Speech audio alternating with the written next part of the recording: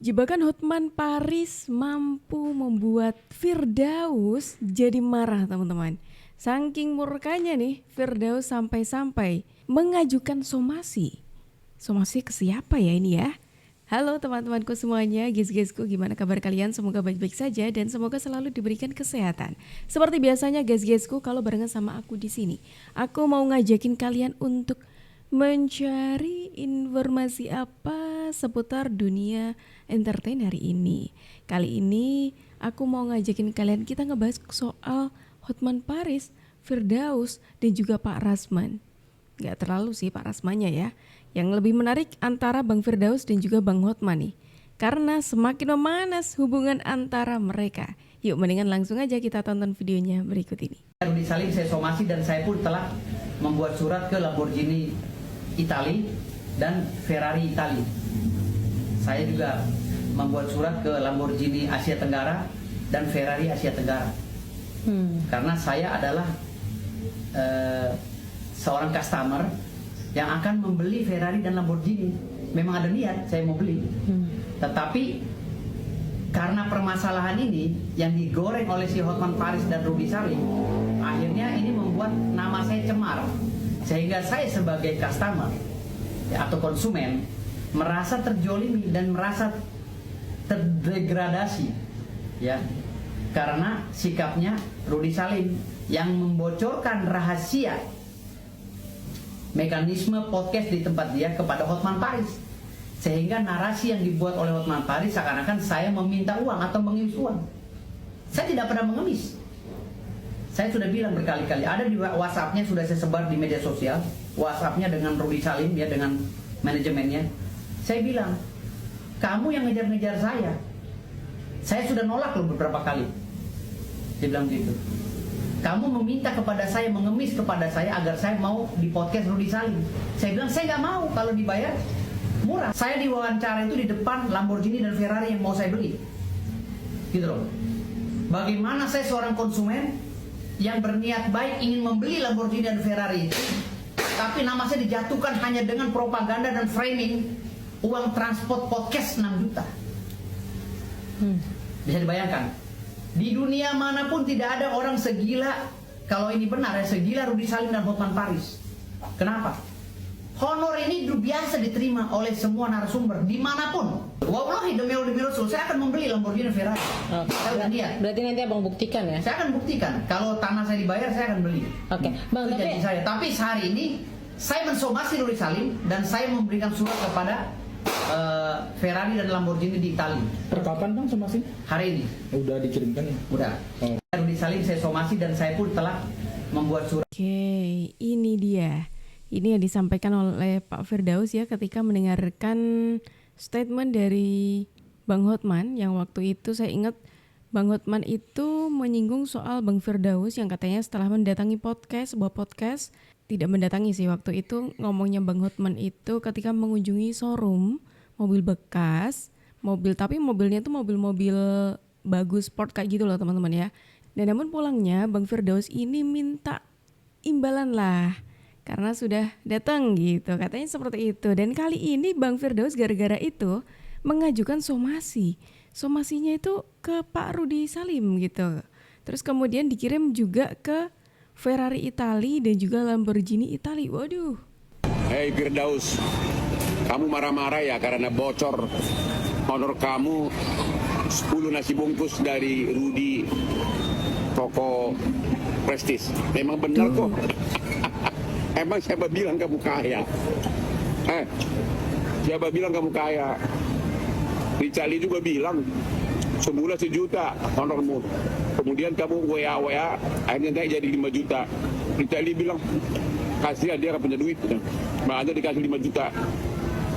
Lu itu masih ngaku-ngaku kaya. Lagi pula apa kaitannya toko prestis sama Lamborghini dan Ferrari? Itu beda. Toko prestis hanyalah toko showroom biasa di Jakarta. Nggak ada kaitan sama Lamborghini, nggak ada kaitan sama Ferrari. Halo, kamu itu levelnya kijang bekas tahu? Ya, kijang bekas. Coba deh, Lu kalau Aduh, benar punya uang, pasti malu coba malam sih. ini tunjukkan deposito kamu ada nggak 50 M, 50 miliar, ada nggak?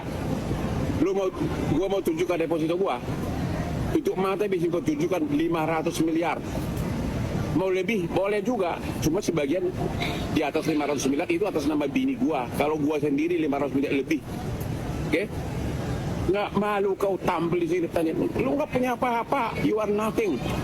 Mau beli Lambo, mau beli Ferrari, nih nasi bungkus untuk kamu nih, mau nggak?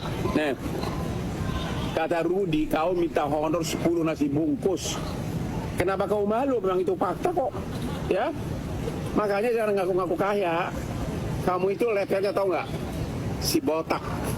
Itu levelnya itu yang lehernya nggak kelihatan itu loh, ya. Udah malu Pak kau, jangan nongol lagi di Rasman. medsos. Malu-maluin aja loh. Nih, 10 nasi bungkus, kamu salah orang. Nggak. Halo Bang Hotman. Tuh dibalas lagi, wah ini 500 miliar ya? balas-balasan ya. Bang Hotman punya 500 miliar ya? Kita amati dulu teman-teman ya. Rekening saldonya ya, di depositonya. Oh 500 miliar. Aduh kayaknya nggak bisa beli tanah saya Bang Hotman. Oh masih bahas Tanah soal saya itu tanah teman-teman. Saya kasih murah kepada orang 1000 hektar saja. Hanya harganya 2 triliun. Ya, tapi kalau Bang Hotman nggak punya uang, saya kasih diskon lah 500 miliar. Jadi 1,5 triliun per 1000 hektar. Saya punya 55 hektar. 55.000 hektar Bang Hotman. Di Parung. Ya. Lagi-lagi ini Pak Firdaus, Bang Firdaus menyinggung soal tanahnya gitu. Padahal pertanyaannya di depositonya ada nggak uang segitu banyak gitu. Berarti kalau ini nangkepku ya, sepanjang Pak Firdaus ini mengatakan hal ini, itu aku nangkepku tidak punya di depositonya Pak Firdaus uang sebanyak itu. Cuma dia punya lahan luas berhektar-hektar, ribuan hektar, yang mana kita juga nggak tahu gitu loh kepastian soal tanah tersebut. Ya. Kalau abang mau beli, boleh. Ya kalau abang punya duit, Malah jadi buat bangun nawarin perumahan tanah. boleh juga, buat keluarga Gimana juga ini boleh, konsepnya? buat nyimpen jin juga boleh di sana. Jadi Bang Hotman gak usah nunjukin uang 500 miliar depan saya, nggak kepake itu. Ya, udah nggak main saya mainnya udah triliun Bang Hotman. Ya, jadi nggak usah nyebut 500 miliar itu udah nggak kepake bagi saya. Ya kalau deposito gitu, aduh, deposito 500 miliar kecil banget sih Bang. Ya. Tuh, kalau abang mau bayarin, nggak usah bicara sejuta semeter deh. Saya kasih abang 200.000 semeter. Ya, tanah saya di Parung. Ya, silakan bang, kalau mampu. Tapi kalau nggak mampu, saya diskon lagi bang. 500 miliar saya diskon, jadi 1,5 triliun. Ya, per 1000 meter loh bang. Saya punya 55.000 hektar bang. Ya, jadi per 1000 hektar abang saya kasih 1,5 triliun. Kalau abang mampu itu juga. Tapi kalau abang nggak mampu, jangan saingan sama saya bang. Udah abang mendingan serang-serang orang aja. Saya mah nggak mau diganggu lagi. Saya lagi puasa ya. Mau diganggu tapi terus membalas gitu ya. Apakah ini konsepnya tidak mau diganggu gitu? Soalnya ya Bang Hotman ngasih komentar ini dibalas lagi, terus dibalas lagi kayak gitu, kayak ya pengen banget gitu rasanya, pengen diganggu, pengen tetap eksis, pengen tetap jadi pusat perhatian gitu. Hotman sudah tiba di Cengkareng. Oh, Pak Hotman sudah sembuh untuk teman-teman. menghentikan Sudah sembuh si ini. pengacara cabul agar cepat-cepat masuk penjara, si pengacara bejat, ya, yang sudah parah kelakuannya. Yang kedua, kepada pemilik warung yang diutangi oleh si Sultan Uranium bodong, Sultan Uranium palsu yang katanya belum bayar uang makan di warung 500.000.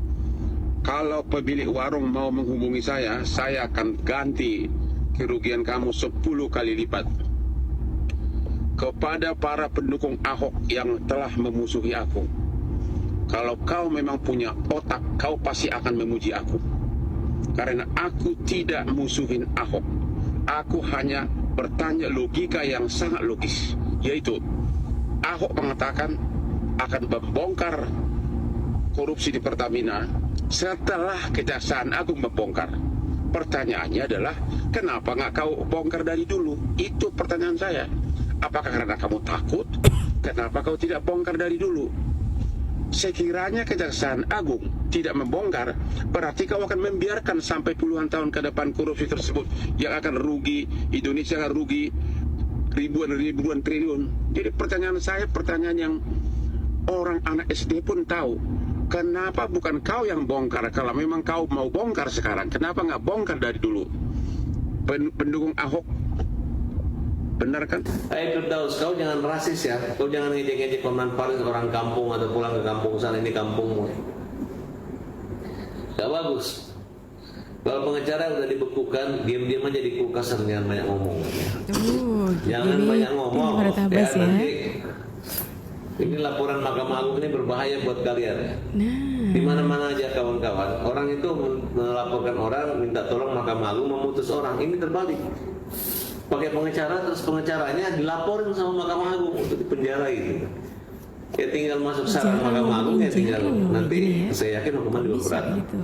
Dan saya jamin, saya minta kepada Ketua Mahkamah Agung, Ketua Pengadilan Tinggi, Ketua Pengadilan Negeri Jakarta Utara, tolong Rasman Arief Nasution itu dipenjara aja nanti begitu sampai nanti. Kalau Mahkamah Agung menyuruh Rasman dilaporkan pidana, kemudian majelis hakim yang sudah dihina dipermalukan itu tidak menahan Rasman, berarti saya ragukan ketegasan. Di mana Ketua Mahkamah Agung aja membela harkat martabat daripada marwah hakim dan pengadilan. Tapi kalau hakimnya tidak menahan Rasman, saya minta hakimnya diganti. Kalau tadi kita sudah mendengarkan versinya Pak Firdaus yang juga lagi berseteru dengan Pak Hotman Paris, kali ini kita mendengarkan versinya Pak Farhad Abbas nih yang juga menuntut Mahkamah Agung untuk segera memenjarakan Rasman Nasution.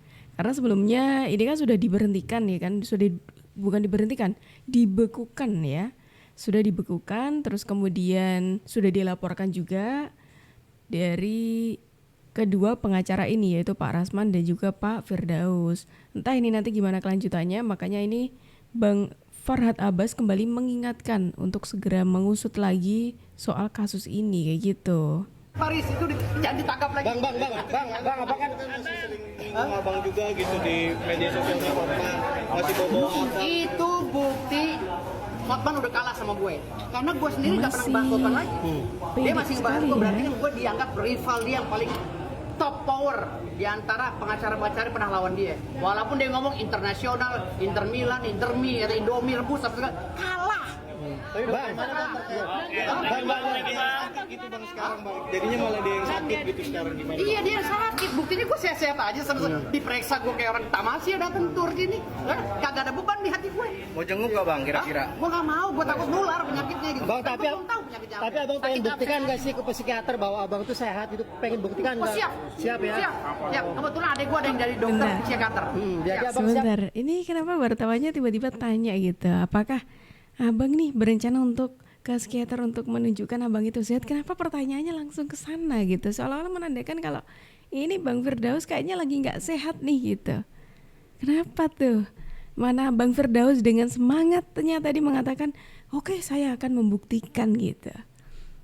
Menarik nih. Siap gak dituduh? Iya, Hotman Paris diperiksa, semua diperiksa termasuk lulu orang diperiksa semua ya. Bang. Lu yang nanya gue diperiksa. Bang, semenjak viral, abang kabarnya keluarga sedih bang, malu dengan tindakan abang, bener gak sih bang? Enggak. Keluarga gue sangat menghargai profesi. Keluarga gue sangat menghargai profesi gue. Cuman emak gue ngamuk. Emak gue ngamuk ketika gue berkata keras di media sosial terkait Mahkamah Agung kemarin. Wah, nyokap gue ngamuk. Itu aja. Mak gue bilang, lu jangan melawan Mahkamah Agung. Lu minta maaf. Itu aja. Nah, pesan mak gue itu ya mulai sekarang gue down. Kalem sekarang. Takut lah gue. Saya ini saksi hidup tahu Firdaus Oyoko itu dari kecil. Semua yang ada di dunia ini memang milik dia. Ya. Jadi kalau ada orang meragukan itu, orang itu tidak benar.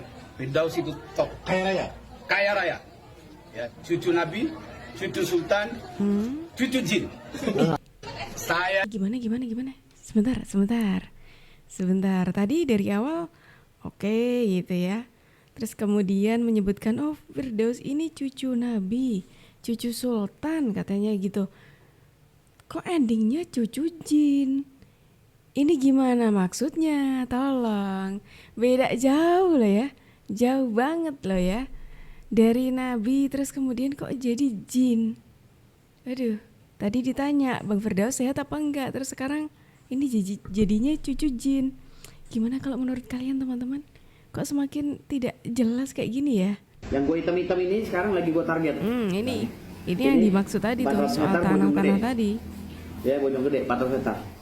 Yang gue hitam-hitam ini ada 60 hektar, ada 33 hektar, ada 43 hektar, ya, ada 43 hektar ya di daerah Tonjong, ada 300 hektar di Kemang, ya, di Sempuk, ya, Bantarsari, ada 714 hektar di Bilabong, ya, ada 130 hektar, 13 hektar di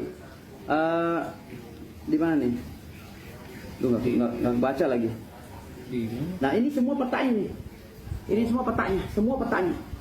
Tuh. Kalau yang lainnya masih kosong sebagian, tapi yang dipakai. Menariknya teman-teman, ketika ini tadi kita sudah mendengarkan sedikit penyampaiannya Pak Firdaus ya, ketika memperlihatkan oh ini tanah saya gitu kan.